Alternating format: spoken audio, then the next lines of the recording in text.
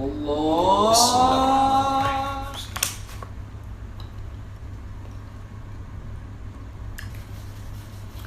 الحمد لله. وين رايح؟ لا الحمد لله شبعت. يا ابوي ارجع كمل اكل. ماسك دايت انا. اصقع اهلك كف انت. كمل اكل. يا ابن الحلال وين السمبوسه؟ قول الحمد لله وكل. يا ابني كيف سفره رمضانيه من غير سمبوسه؟ يا اخي احمد ربك على النعمه. يا ابوي كيف سفره من غير سمبوسه؟ ابدا بالتمره. يا اخي ما ابغى. ابدا بالتمره السنه، ابدا بالتمره. لا اجيك الحين. اجلس في السفره.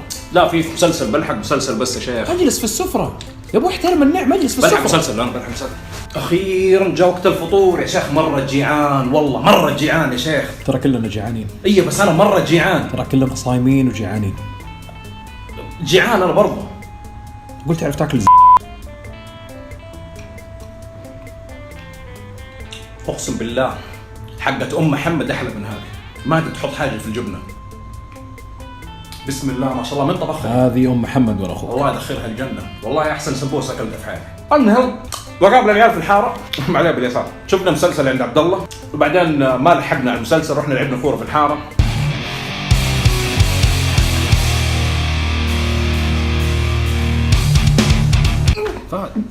فهد امي.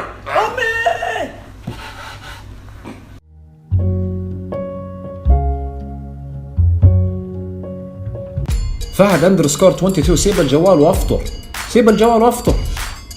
يا ابن الحلال شغل التلفزيون، خلينا نشوف مكه المكرمه، خلينا نسمع الاذان. يا ابو خالد احنا في جده وحنسمع الاذان من هنا. المسجد جنب بيتنا. ما نصفع الكف انت. شغل التلفزيون خلينا نشوف اذان مكه بس. عبد الله ما في فيمتو؟ لا والله نسينا نشتري.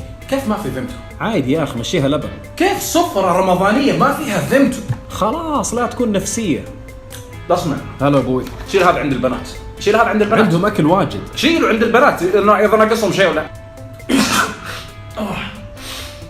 الحمد لله على النعمه. عبد الله بالله جيب سفره ولا جيب اكياس، خلينا نتبرع بالاكل الباقي. من جدك انت؟ من اول قاعدين نتكلم ونتفل على الاكل هذا تبغانا نعطيه للفقراء اللي برا؟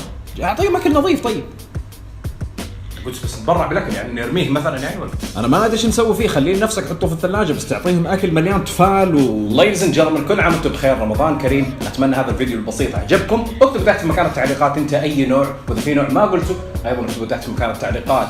Ladies and gentlemen again انا فهد سا. اشوفكم ان شاء الله على خير. سلام.